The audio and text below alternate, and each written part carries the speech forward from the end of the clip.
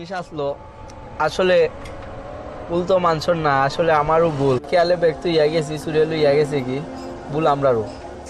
আসসালামু আলাইকুম।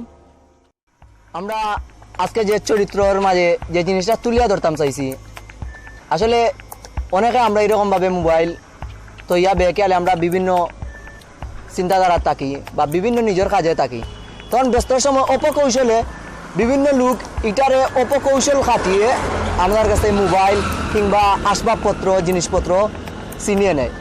এখন এটা হয়তো আমাদেরই দোষ, আমরা সচেতন হতে হবে। মোট কথা, গাড়িতে যখন একটি ছেলে একটি ব্যাগ নিয়ে চলে গেল, সেটার দায়ভার কিন্তু মূলতভাবে বলবো আমাদের, কারণ আমরা অসচেতন।